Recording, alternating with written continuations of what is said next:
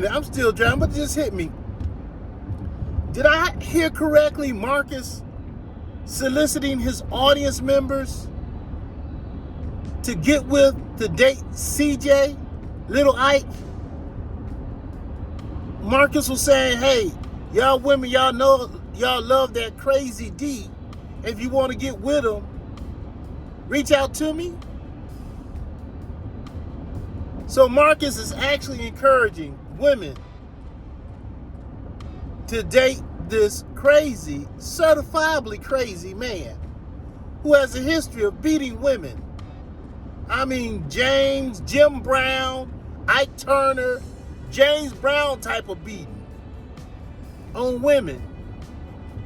And he think that's okay? That's cool?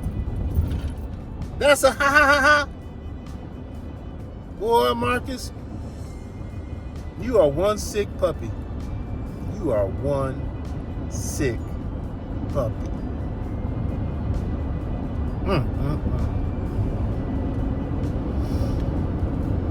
Ooh-wee. All right, I'm done. Done. Good evening, good people, or whatever time of the day or night you're watching this. Headed out to Ann Arbor. Got a midnight run power washing special going on for one of our commercial accounts. And the beautiful thing about the midnight runs is they want that Disney effect where they want you to come in after they're closed and do what we do, but they're willing to pay Disney prices, which is a beautiful thing. So I got a chance to listen to, and before I get started, hey, I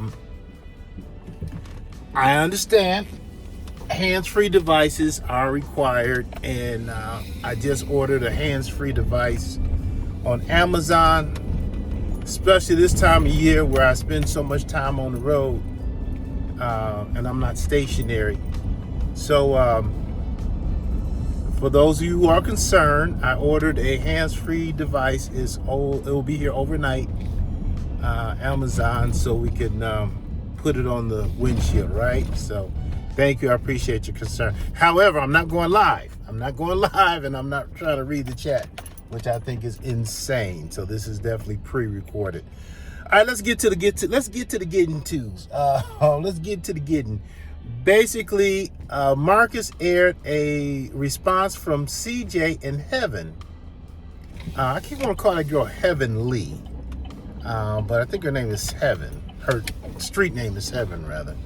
And which is the response to Cassandra, which is CJ's former ex-girlfriend. So CJ and Cassandra would have us to believe. But let me just give y'all my take on what I saw in this interview. I'll give you my opinion, and then of course you guys can write what y'all think in the chat. Look here, I don't take notes. I listen to this stuff one time through, so I may get some stuff wrong. I may get some stuff right, all right? I'm not a reporter. I'm a guy driving down the street making a YouTube video. So don't be saying, oh, you didn't get it right, you need to research. No, I don't need to do nothing, all right? But do what I do. So thank you very much. All right, y'all, let's get to it. So Cassandra did an interview on some lady's channel, and she's part of Marcus's group, I guess. So she's a supporter of Marcus. So she called Marcus, and they did a co-interview. Now, Cassandra is CJ's ex-girlfriend. She's a little older, okay? And when they were dating, she was the older woman, I guess around 25 or so, and he was the young guy, 19, kind of similar to what's going on with CJ in Heaven, where CJ's the older guy and Heaven's the younger one. CJ was in some type of group home facility, some type of rehab or something where Cassandra was actually some type of worker there. And of course, there's no fraternization policy, but CJ laid his charm on her, and she, according to CJ, reciprocated. Okay, took to his advances. They went out, and eventually she got fired. They stayed together, lived together in California. CJ claims that he was the one supporting the household. She didn't work. She ran plays as a, when we say plays, that's a new way of saying prostitute, and would turn tricks, old folks vernacular. However, CJ claims he was the main breadwinner.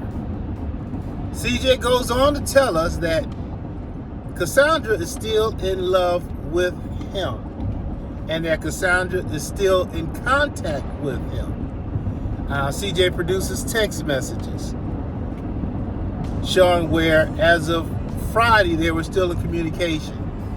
Now, here's where it gets interesting, because CJ says that not only were they in communication, they also had business ties together. All right, CJ would get his Social Security check or whatever check he would get from California,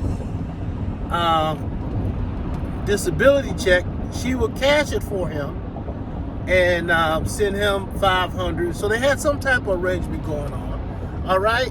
Also, Cassandra had access to his Cash App. It almost sounds like it was her Cash App. So they had the goings on of a relationship, financial.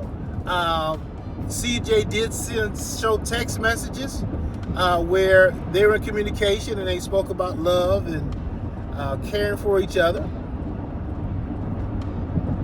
But then it went bad.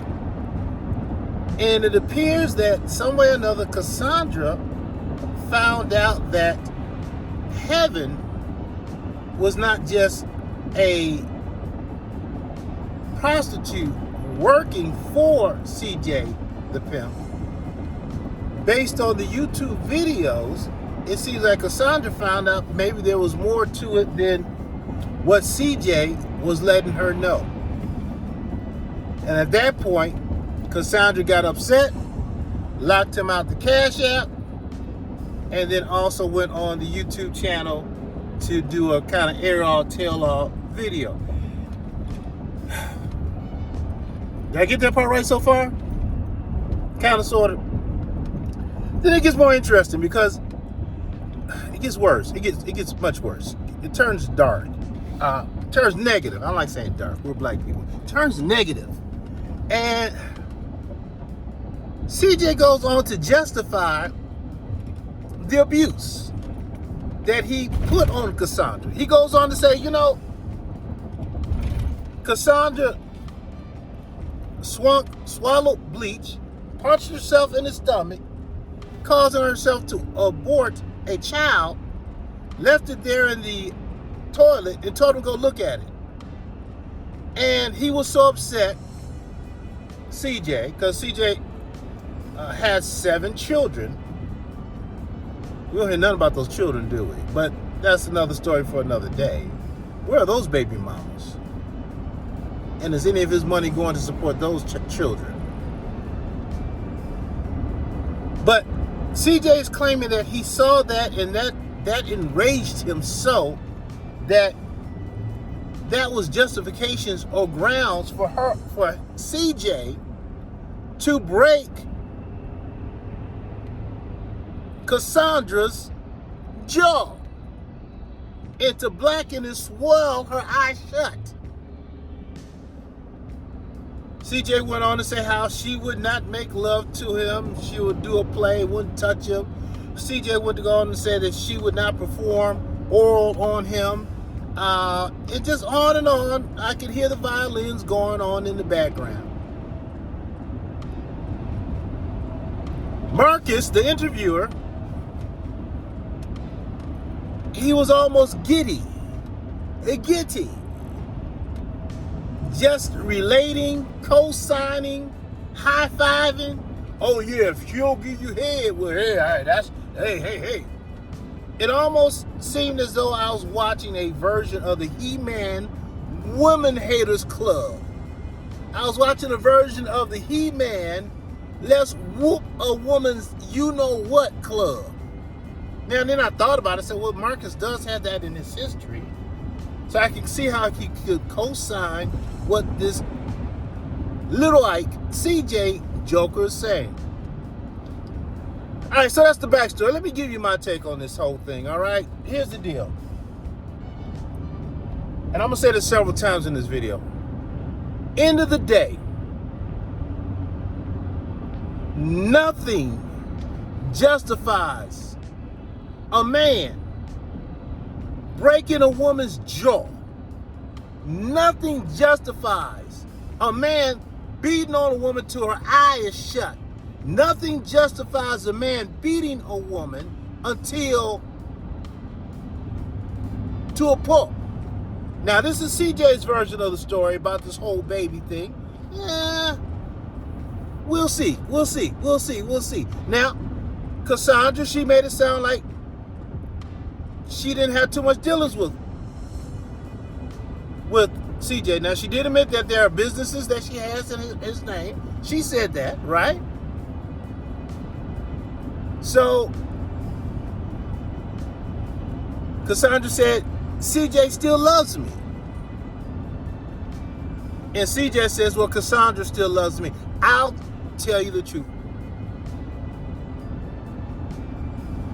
The first point is nothing justifies the beating of a woman. I don't care if the lady's having triplets and she gets rid of them. You have no right as a man to put your hands on a woman under no circumstances. All right?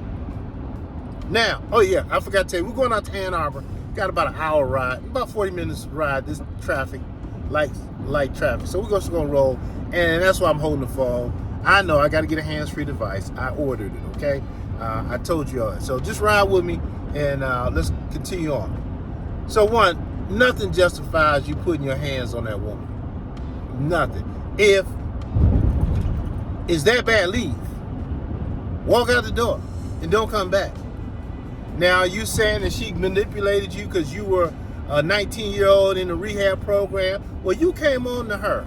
Was she wrong for accepting your coming ons? Yeah, she got fired, and y'all had a relationship, y'all lived together, blah, blah, blah. But don't try to make it out like she was the one that was, you the one that was chasing her. Okay? Now, y'all really want to hear the real deal? Y'all really want to hear the real deal? All right, we got past the abuse. There's no excuse or justification for abuse. All right, and Mr. Marcus, you know, you didn't say that. You didn't dive down into that. All right, you said let's dive deeper into it. You didn't dive deeper in the fact that this man just told you he broke the woman's jaw. But let's talk about what's really going on. What's really going on is CJ, Lil Ike is lying to both of them.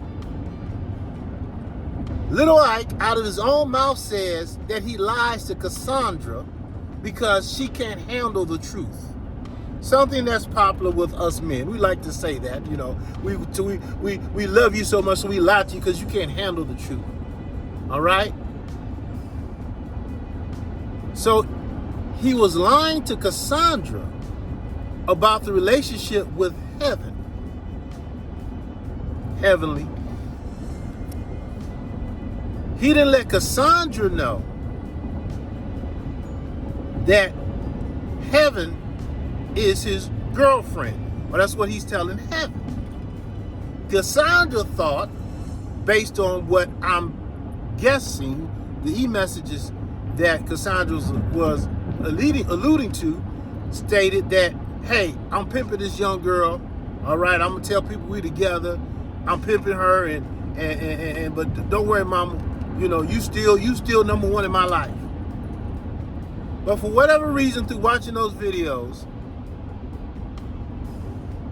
it seems as though Cassandra saw that they were much closer than what they really were. And as a result, Cassandra, if what CJ Lil Ike is saying is true, closed out or limited him access to the Cash App that she controls. So it sounds like it's her Cash App. But not only was CJ Lil Ike lying to Cassandra, he was also lying to Heavenly, or Heaven. The look on that little girl's face, or that young lady's face, when she saw those text messages where CJ was telling Cassandra, I love you, and boo, boo, boo, and woo, woo, woo. She looked like she was taken aback. She just sat there on that bed, holding herself.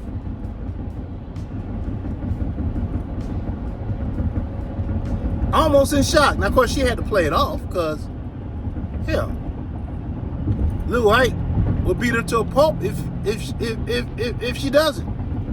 Then Lil Ike had to play it off. He said, okay, go get this cup. He put the cup on his head and said, every time I drop the cup, slap my head. And she gave him a little playful slap. Nobody ain't buying that.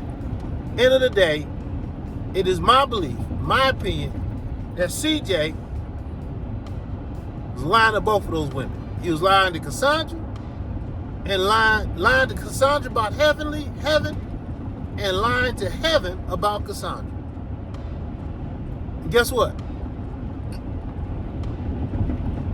Us men, we do that all the time. And then we get caught. We try to turn on a woman and make it sound like she's booing the fool. So, if that is indeed the case, Cassandra has every right to be pissed off. If that is indeed the case, wait a minute.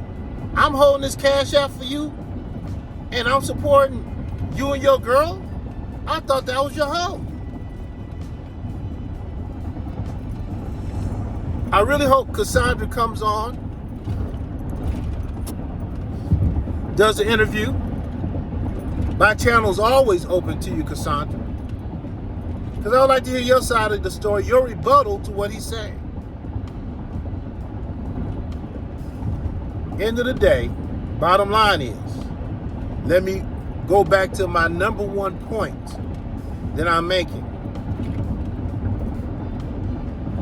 There's no excuse for Cassandra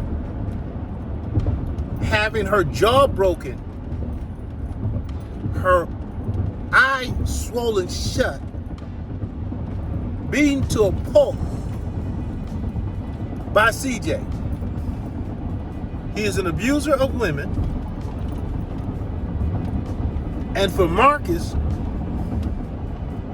to condone that behavior by allowing him to be on his channel, knowing that he's an abuser of women, is wrong.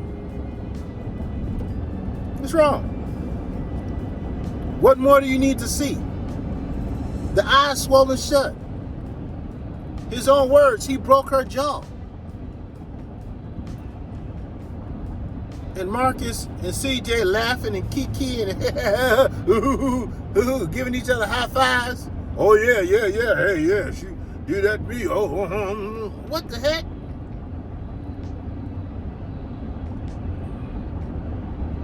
Anyway, those are my thoughts. Let me hear what y'all think about it, and we'll catch y'all on the next one. Cassandra, call me. Hey, one other thing before I forget. Shyy Feisty, definitely living up to that name, Shyy Feisty. She got her ID, and you would think she got her first driver's license, how excited she was, and talking about how she's certified. She has her ID, and now since she has her ID, she says she's going to get a job, and she has no intention or no plans on going to see the Joker from Maryland, DMV, wherever he is out east. My question to her is, are you going to send that man his money back? And I already know the answer. No, you're not. But those of you who all said that she wasn't going anywhere, like I said she wasn't going anywhere, guess what? She's not going anywhere. And she was showing some text messages where the guy said some strange things to her. Doggone, Feisty cannot say a complete sentence to save her life. She cannot express a complete thought if her life depended on it. It was, jeez. Something's really wrong upstairs. But here, Feisty, word of advice. One, put on some clothes. You walking around with Quita's purple wig on, a t-shirt, and some shoes. No undergarments. Undergarments. I sound like an old man, don't I?